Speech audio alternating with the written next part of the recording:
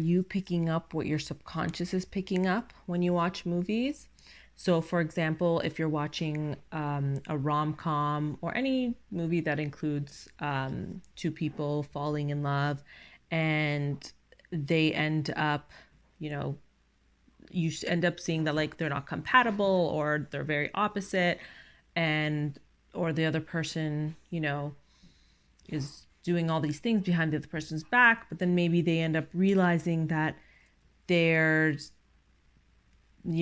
there's so much more to life and something happens, or maybe they have a near death experience, and then they try to tell the other person that like, hey, I want to change. Let's say they broke up and then they say, hey, I want to change, and then they acknowledge all the things they've done and all the stuff and whatnot, and then in the span of a day or a few days, apparently they've changed and everything's great and they get married and have kids and all this stuff, or they just stay together, and maybe get a dog or a cat or a fish, whatever it is.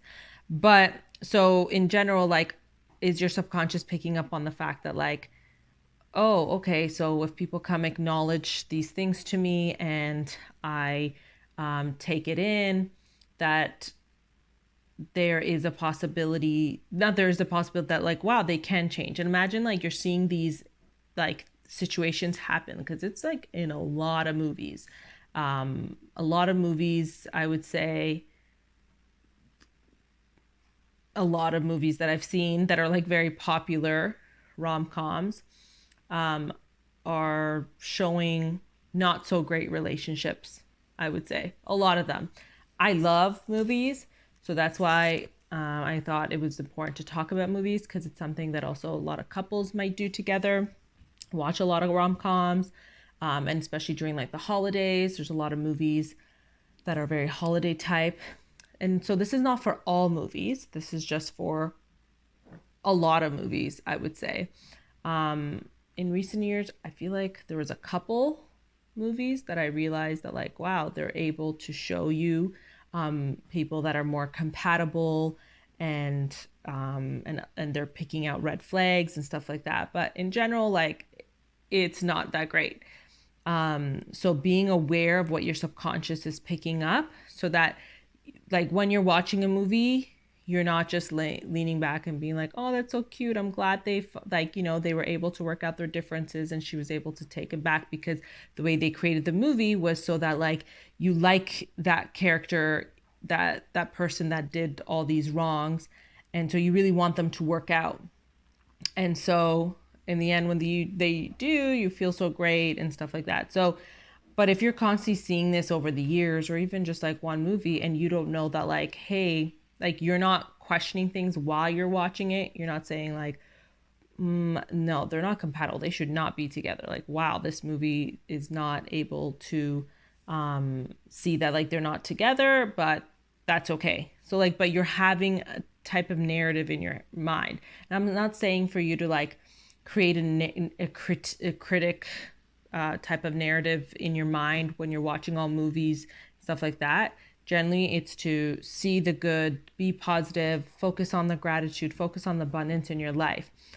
But when you do see something, to be able to try to undo it or feel like you can, because if you're constantly seeing this over and over again, you might still have that hope and belief, because your subconscious might be saying, picking up on like, okay, well, maybe there's these exceptions to these rules, right? And because it might not be the exact situation as what you've gone through, you might think that like, okay, well, this is a little bit different. So you have to be mindful of that too, that the subconscious is just picking it up regardless, and would just, even though you might be talking back in your head about like how this is not true, you might still be affected. But we're gonna try to discuss like, why is this an issue overall. So like, your, let's say like in a movie, there's these people that are like not compatible, they get together, their opposites attract, and you're constantly hearing that opposites attracts, opposites attracts, opposites attracts. Imagine what that could do to you. Imagine if you just watch like one or two movies and you're in high school and you're just like, oh, okay, so it's great that like me and this person are opposites. it's fantastic, or like, and stuff like that. And there are some, I remember seeing like some type of like documentary type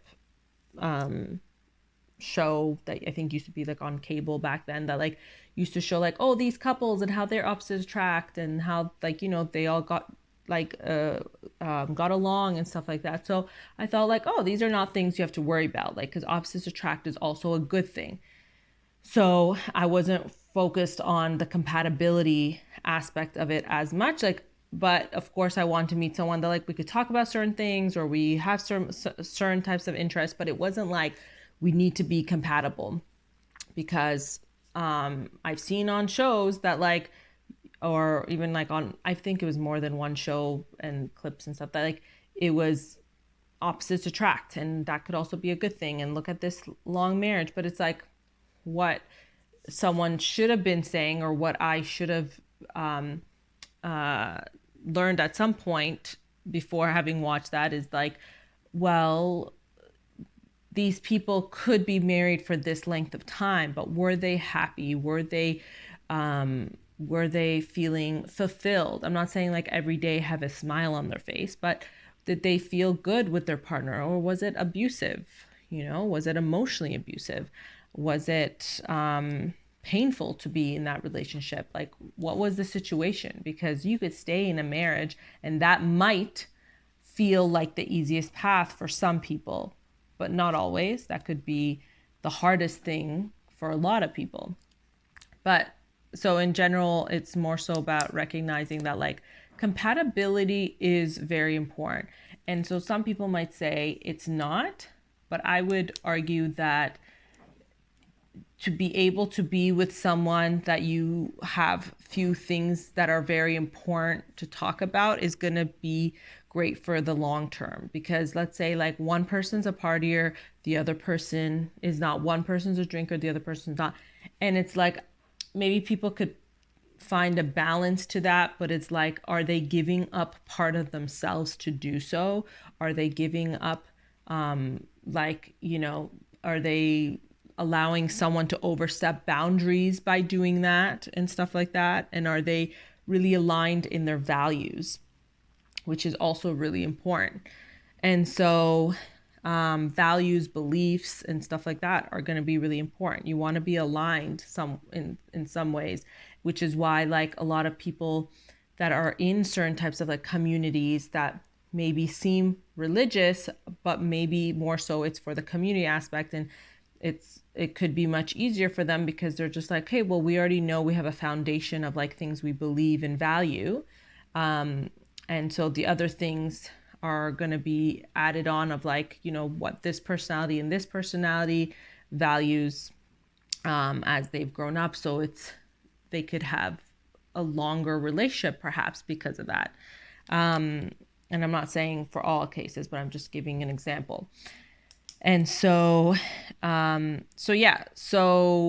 general, like when we're watching these movies, we have to be mindful of the subconscious and what it's picking up. And there's also so many good things that are in some of the movies. They could have like so many great, fantastic life lessons in there. But then the relationship part is just like, oh, okay, well, maybe like the writer or someone like thought that like, or maybe someone high up called in and said, hey, we need to change that little piece and make it more generic like the other movies. Because maybe they didn't believe that could happen, where, it was the opposite of all the other movies. And instead it should be more generic and more mainstream, like the other movies where someone has a life-altering experience and then the other person accepts them and all this stuff. So just being mindful of the fact that like there could be all these amazing things you could get out of a movie, all these amazing lessons, all these amazing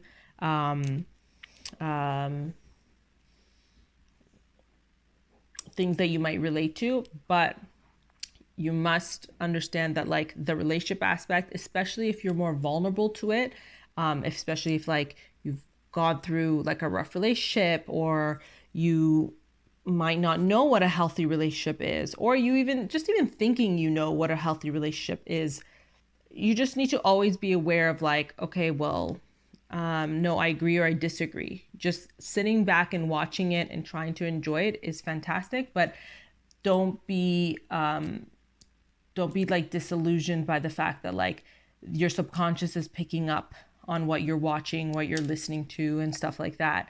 And so you could still sit back and enjoy it, and you could just say like, no, I don't agree with that. That's not true.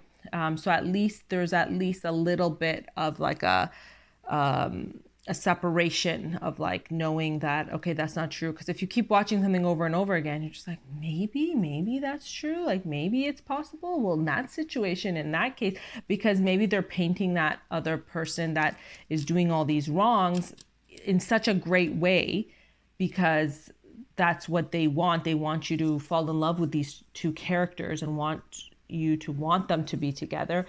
And so when this other person does all these wrongs, well, they did all these things that might not seem like red flags, perhaps. And so when they do whatever wrong it is, and they try to tell the other person that they want to be together long term and they have this life altering experience, you're just like, yeah, they're such an amazing, great person. So it doesn't add up because in real life, usually they're not having all these green flags, let's say, like they're not having all these green flags where you're just like, oh, like there's going to be something internally telling you at some point, even if you hear it or don't hear it, feel it, don't feel it, like however way your intuition speaks to you is telling you like, okay, these are red flags. So in the movies, they're painting the person as like the green flag good guy, and then thrown into like a certain situation. But that situation is like also their alter ego or like part of who they are. It's not like a one time situation. So then when they say like, oh, I'm going to change and this and whatnot, you're just like, oh yeah, of course. They have all these other great things that like attributes and stuff like that. And so you're rooting for them. Usually that's not the case. Usually if that person has all these like green flags in this situation, maybe those green flags aren't all real, or maybe that alter ego part is like a lot of who they are. And so like going forward, like how are they going to be fighting back and forth and dealing with the fact that like they might miss that high and low? Like they could have like a near death experience or a dark night of the soul, which doesn't just last one night for many people. And so it could last a long time. We could discuss that later, but they might like still feel pulled back and forth of like, oh my God, I really miss doing this. But I really wanted, like, you know, they might have this pull back and forth. And so acknowledging that there should be like plans put forward, a professional perhaps to make sure that, you know, that person is doing what they want to do, and that person is the one wanting to get that professional help, so that they can actually try to change because that's what they want for themselves as well and for their life. So it's not just like, oh, I'm going to do it to you just to keep you, you know, because it might seem great the first few months or a year. It's like, oh, you know, you could still go back into that honeymoon stage. And it's like, well, then you don't want to be chasing that high and low of like, oh my God, they changed. And it was so great for a while. And then you hold on to that image of them and are like, no, but that's who they are. But it's like, well, are you ignoring the fact that there's this other side of them that they keep showing you, but you keep trying to like, there's this image of like a meme or a cartoon that like someone was like painting over the person. That one I had in my gallery of pictures on my phone for a while and like years back, and it was just like, and it just like really stuck with me. It's just like, wow, like there's the person sleeping beside them and the other person seems sad and they keep painting over them, and it's like not, and the person's like not believing who they are. I don't remember what the thing said, but it was the idea of like not believing who the person is showing you. Oh, I think like it was showing, like it was more extreme. It was like showing that the person was like a devil and they're trying to paint them to not be a devil, maybe an angel or something. I don't remember it being like a white paint, but anyways, but there was there was like a big contrast in that, but it was the person was the devil and they were trying to paint them other ends, but they were sad while they were painting them. So anyway, so trying to remember that the person might be showing you who they are as well. I know Oprah always says stuff like that, like says that in general, like how when someone shows you who they are, believe them. I'm not sure if like that's her quote or she might have got it from someone, and I think she has said that she's gotten it from someone, or it's a quote that she loves. But either way, she says it a lot, and I'm so thankful that she says it a lot because it really, really ingrained in me that like, yeah, when someone shows you who they are, believe them. Because I say that a lot too, but I say it like as a quote. 'Cause it's not my quote, but yeah, like I really thankful for Oprah for saying that and a lot of other things. But in general, it's not that people can't change, because that's the thing. You know that sometimes we see the good in someone so much, you're just like, but they have the potential to be this person all the time, but you don't know what's happening internally with them. And so they're choosing this other part of them as well sometimes, and that's who they are too. And perhaps you are able to change like that. Like, you are made aware of something a week ago, and week later you're already like on it and are able to change and do stuff like that. So maybe it's more so that like that's who you are. Doesn't mean like people are not like that. There's people out there that, there's stories where people have changed and they could tell these amazing, fantastic stories. I would say generally for like a big population of people, that is not the case. And it's not like, oh, that's so sad and stuff. Like, no, it's more so of knowing of how to go and understand your intuition, how to understand what your values are, what your beliefs are, and stuff like that. And why does this have anything to do with these movies and stuff like that? Because when you end up realizing how important compatibility is, how important your values and beliefs are, because it goes back to like people constantly talking about your self identity, knowing who you are and how important that is. Well, that foundation of who you are goes into your values, goes into your beliefs. And so when you start knowing that about yourself, and as you grow, you pick up other values, or you let go of some values and beliefs and stuff like that along the way, but you're creating this foundation. And then when you go to meet someone, you could be more aligned with who you truly are, rather than like who the world has tried to create through, people pleasing, through overstepping boundaries and stuff like that. So, and trying to be someone else when you're at work and you're at home and stuff like that. So it's like trying to figure out who you are and always trying to come back to knowing who you are, so that could be like your day to day. And so when you meet someone, you will also be more likely to understand that like, okay, well, these might be important things that I should ask about. Or you just learn like right now that like these are important things to ask about, like your compatibility, your values, your beliefs, being compatible on those things. Remember one therapist online said